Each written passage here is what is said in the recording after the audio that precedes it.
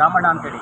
ಏನಾಗಿದ್ದೀರಾ ಬಿಜೆಪಿಲಿ? ನಾವು ಬೂತ್ ಅಧ್ಯಕ್ಷ ಆಗಿದ್ದೀವಿ. ಈ ಗೆಲುವು ನಿರೀಕ್ಷೆ ಮಾಡಿದ್ರಾ? ಸತ್ಯವಾಗಿ ಮಾಡಿದ್ದು. ಅಲ್ಲ, ಸೋಮಣ್ಣ ಅವರು ವರ್ಗನವರು ಅಂತ ಅಂದ್ರು, ಮುದ್ದಣ್ಣಗೌಡ ಸ್ಥಳೀಕರು ಅಂತ ಅಂದ್ರು. ಆದ್ರೂ ಲಕ್ಷ ಲೀಡಿಂಗಿಂದ ಕರ್ನಾಟಕದವರೇನೆ, ಕರ್ನಾಟಕದಲ್ಲಿ ಅವರು ಇರೋದ್ರಿಂದ ಕರ್ನಾಟಕದಲ್ಲಿ ಅವರೇ, ತುಮಕೂರಿನಲ್ಲೂ ಸಹ ವಾಸ್ತವ್ಯ ಹೂಡವ್ರೆ, ಮನೆಯೂ ಸಹ ತಗೊಂಡವ್ರೆ. ಅವರು ಯಾವಾಗಲೂ ಕೈಗೆಟ್ಟುವಂಥ ಮನುಷ್ಯ. 7 ಬಾರಿ ಸತತವಾಗಿ ಅವರು ಗೆದ್ದಿರೋಂಥ ಮನುಷ್ಯ. 5 ಬಾರಿ ಇದು MLA ಆಗೋರೆ, 7 ಬಾರಿ 5 ಬಾರಿ ಸಂಸದರಾಗಿ ಈಗಾಗಲೇ ಕೇಂದ್ರದಲ್ಲಿ ಮೋದಿ ಸರ್ಕಾರ ಬರೋ ನಿರೀಕ್ಷಣೆ ದಟ್ಟವಾಗಿದೆ. ಸೋಮಣ್ಣ ಅವರ ಸಚಿವರಾಗಕ್ಕೆ ತಮ್ಮ ಕಾರ್ಯಕರ್ತರುಗಳಿಂದ ಒತ್ತಾಸೆ ಇದೆಯಾ?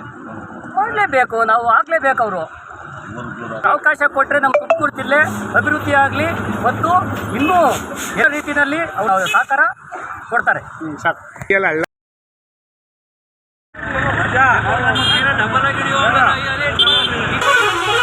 ಸರ್, ಗೆಲುವು ಯಾವ ರೀತಿ ಸಂಭ್ರಮಾಚರಣೆ ಮಾಡ್ತಾ ಇದ್ದೀರಾ? ಇವತ್ತಿನ ನೋಡಿದ್ರಲ್ಲ, ಇವತ್ತು ಪಟಾಕಿ ಹೊಡೆದು ಸೀಟ್ ಹಚ್ಚೋ ಮುಖಾಂತರ ಇವತ್ತು ಸೋಮಣ್ಣವ್ರಿಗೆಲ್ಲರೂ ಸಂಭ್ರಮದಿಂದ ಆಚರಿಸ್ತಾ ಇದ್ದೀವಿ. ಹಳ್ಳಿನಲ್ಲೂ ಈ ಗೆಲುವು ನೀವು ನಿರೀಕ್ಷೆ ಮಾಡಿದ್ರಾ?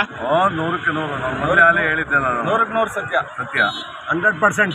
ಸರ್, ಮೊದಲ ಬಾರಿ JDS ತಾಲೂಕು ಅಧ್ಯಕ್ಷರಾಗಿದ್ದೀರಾ. ಗ್ರಾಮಾಂತರದಲ್ಲಿ ಎಷ್ಟು ಮತಗಳ ಲೀಡ್ ಕೊಡಬೇಕು ಅಂತ ಮುನ್ಸೂಚನೆ ಇತ್ತು? ಮೊದಲೇ ನೋಡಿ, ಮೊದಲನೇ ನಾನು ಈ ವೇದಿಕೆ ಮುಖಾಂತರ ಒಂದು ಸಂದೇಶ ಕೊಟ್ಟಿದ್ದೆ. 30,000 ಲೀಡ್ ಒಂದು ಎಪ್ಪೂರಿನಲ್ಲಿ ಚೌಟ್ರಿನಲ್ಲಿ ಆಯೋಜಿಸಿದ ದಳದ ಕಾರ್ಯಕರ್ತರ ಮುಂದೆ ನಾನು ಪ್ರಮಾಣ ಮಾಡಿದೆ.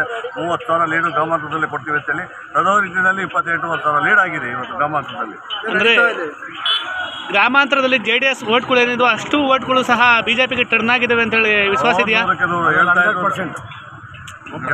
ಗೌರೀಶಂಕರ್ ಹೇಳ್ತಾ ಇದ್ರು, ಎಲ್ಲ JDS ಕಾರ್ಯಕರ್ತರ ಪುಡ್ಸ್ಬಿಟ್ಟಿದ್ದೀನಿ ಅಂತ ಹೇಳಿ 84,000 ಓಟ್ ತಾಡಿದ್ರು ಅವಾಗ. ಇವಾಗ ಎಲ್ಲ ತಾಡಿದ್ದಾರೆ ನೋಡಿ.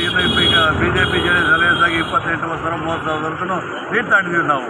ನಮ್ಮ ದಳದ ಕಾರ್ಯಕರ್ತರು ಎಲ್ಲೂ ಹೋಗಿಲ್ಲ.